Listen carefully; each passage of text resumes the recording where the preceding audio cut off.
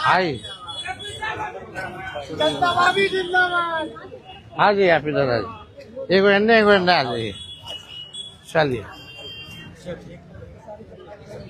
सभी हमारे मीडिया के साथी, आप सब लोगों को जो है आनंद फानंद में बुलाया गया और बड़ी खुशी की बात है कि आज हम लोगों के बीच जाने माने बिहार नहीं बल्कि देश में लोग इनको पहचानते हैं, जानते हैं।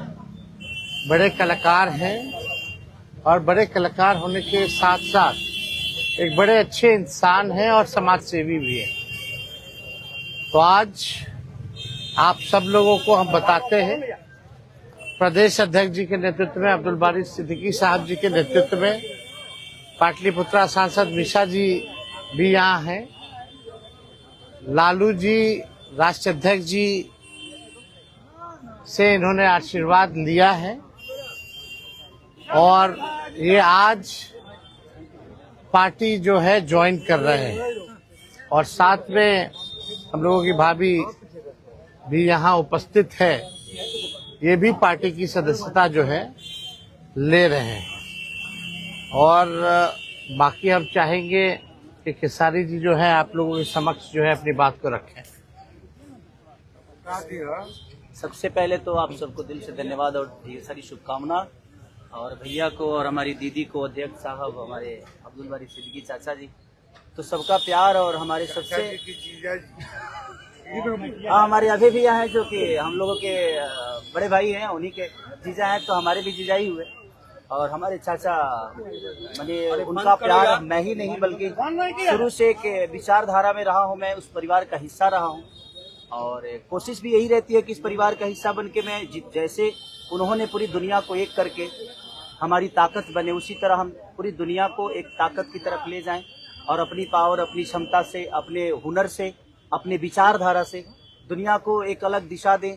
जो चीज़ें हमारे बीच में अभी तक हम अधूरे हैं, मैं हमेशा कोशिश यही रहा है कि जिस तरह मैं मुंबई शहर में रह के अपने बच्चों का परवरिश कर रहा हूँ, अच्छे स्कूल दे रहा हूँ, अच्छे अस्पताल दे रहा हूँ, उसी तरह हमारे बिहार के बच्चों का भी भविष्य हमारे बच्चों की तरह तय हो और हमारे बच्चों को बाहर गांव ना जाना पड़े।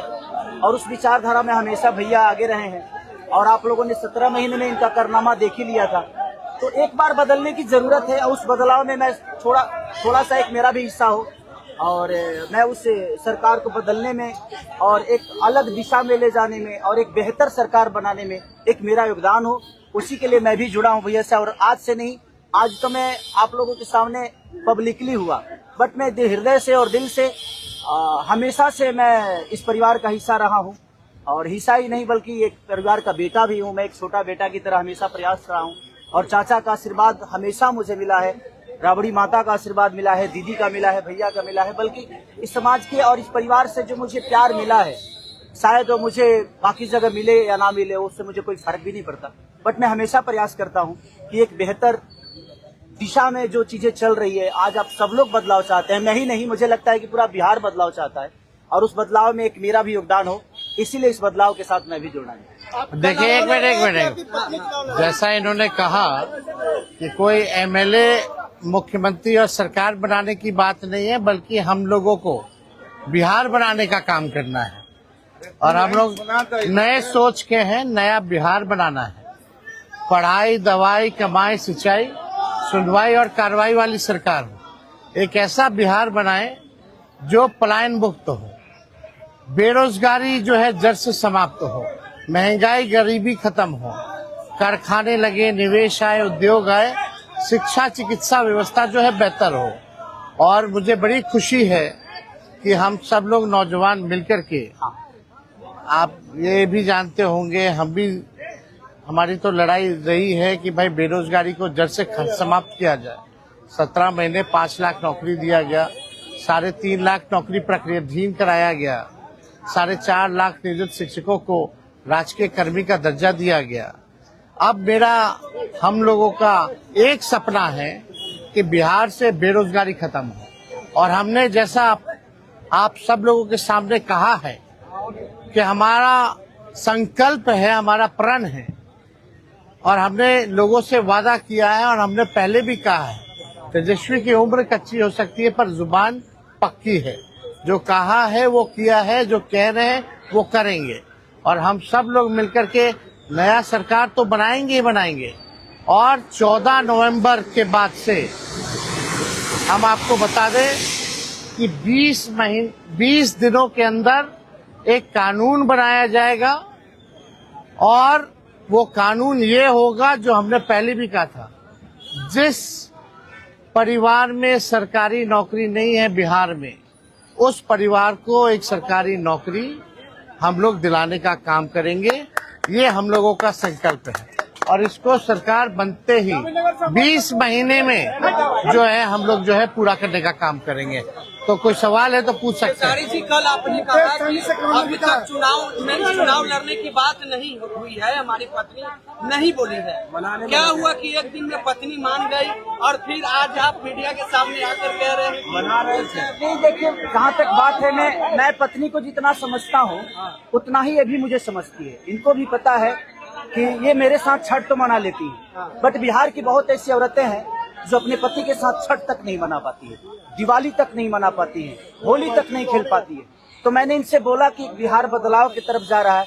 हम चाहते हैं कि हमारे यहाँ के माता बहन बेटी 24 घंटा अपने पति की सेवा करे और 24 घंटा अपने परिवार के साथ वो पति रहे, वो इंसान रहे। तो ये तभी संभव है जब हमारे यहाँ रोजगार होगा। तो उस बेरोजगारी को खत्म करने के लिए मैं आपको आगे करना चाहता हूँ। तब इन्होंने उस बात को समझा और उसके बाद हम लोग आए हैं और प्रयास है कि हर वो महिला, हर वो बेटी, हर वो बहन, हर वो भाई, हर वो बेटा अपने पिता के साथ रहे, हर वो बहन अपने पति के साथ रहे, हर वो भाभी अपने भाई के साथ रहे।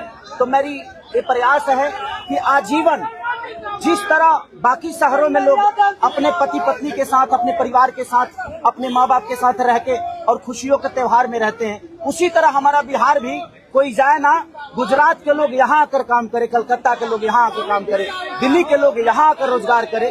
हम यही चाहते हैं और इस संवाद के साथ आप सबको भेज। चुनाव आप लड़िएगा या पत्नी लड़ेगी? चुनाव आप लड़िएगा या पत्नी लड़ेंगी आपकी? ये लड़े चाहे मैं लड़े, अर्धांगिनी है ना, एक ही बात है। देखिए जीवन में पति पत्नी का जो प्रेम होता है ना, वो दुनिया में उससे बड़ा प्रेम नहीं है। माँ बाप के बाद अगर कोई संभालता है किसी बच्चे को, वो आपकी अर्धांगिनी होती है। तो मैं लड़ूं या ये लड़े, बात एक ही है। आरजेडी आपने क्यों चुना? आरजेडी बता तो दिए सर, एक ही चीज में क्या जहाँ बदलाव होता है वहीं मैं रुकता हूँ, वहीं रहता हूँ। अब शहर में, हर जिला में जाऊंगा मैं। आप हर जिला में चलिए सदस्यता जो है ज्वाइन करें, चलिए आइए।